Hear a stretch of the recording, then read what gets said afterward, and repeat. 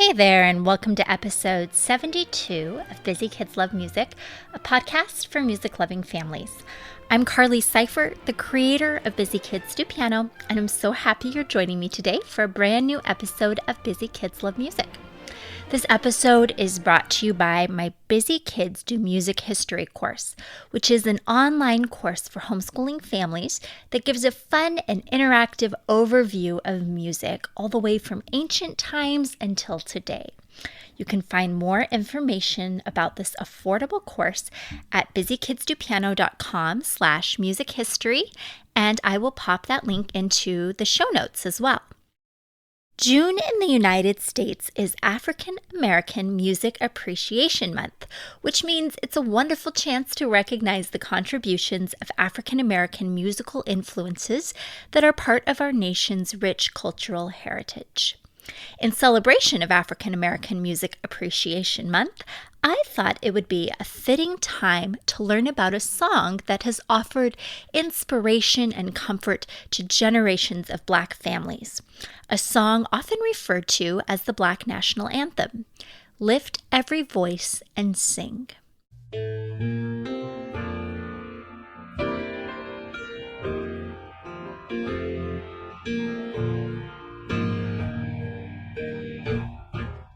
Lift every voice and sing till earth and heaven ring.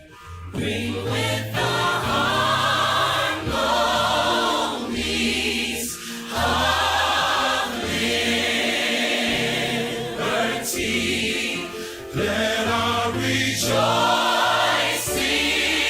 rise high as the listening skies. Let it resound. Loud as the rolling sea. I like this part right here.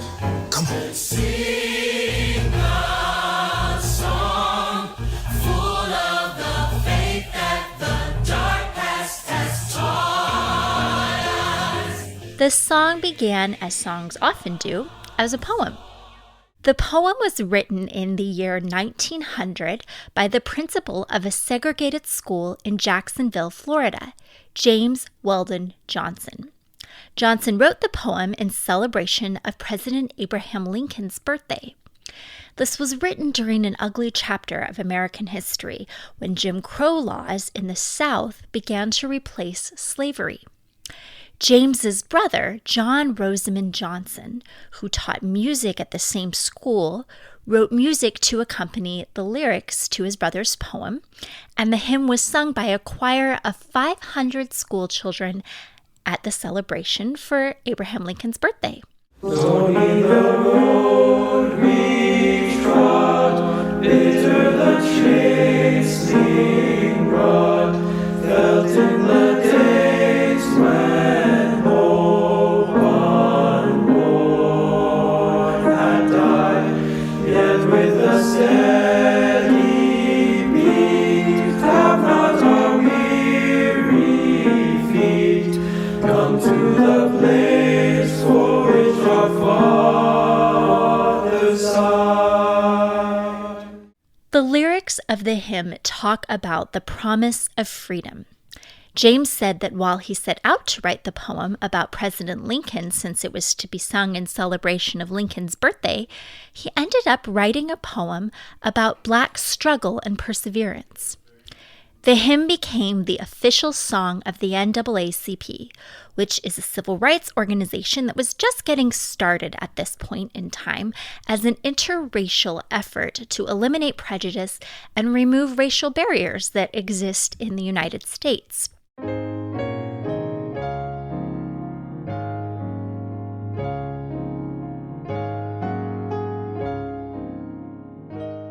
While the Johnson brothers would move to Harlem and bring their song with them, the school children in Jacksonville who originally sung the hymn continued to sing it. They taught it to their own children and children of the schools when they grew up and became teachers as well. During this time where many Black folks experienced hostility, their communities began to form their own schools, newspapers, music groups, and religious organizations.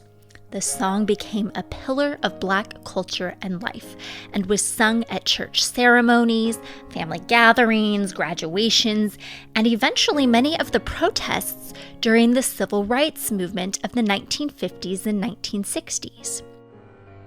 Throughout the decades, many legendary Black singers would perform the song, such as Ray Charles, Aretha Franklin, and Stevie Wonder.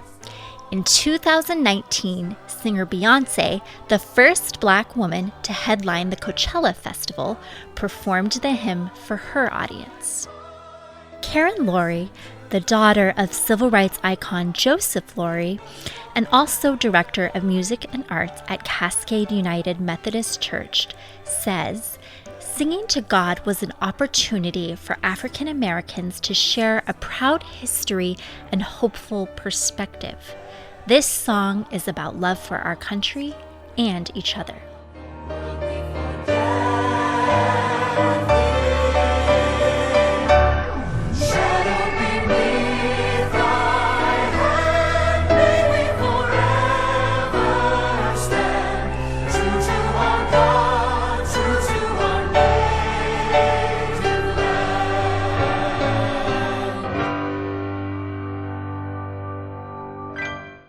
Imani Perry, who wrote a book about the history of this song, writes that singing the hymn was part of the daily or weekly practice of many African Americans, especially those that lived in the South, and was cherished by people even with dramatically different political philosophies.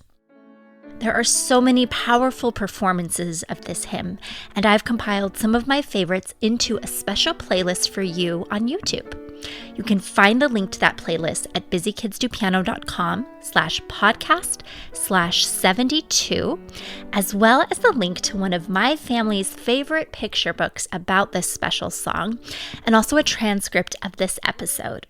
Again, all of that is at busykidsdopiano.com/podcast/72. Thanks so much for joining me today to learn about Lift Every Voice and Sing. I hope you enjoyed listening to and learning about this beautiful and important musical treasure, and I look forward to connecting with you again in 2 weeks as we kick off our new summer series here on the Busy Kids Love Music podcast. Bye for now.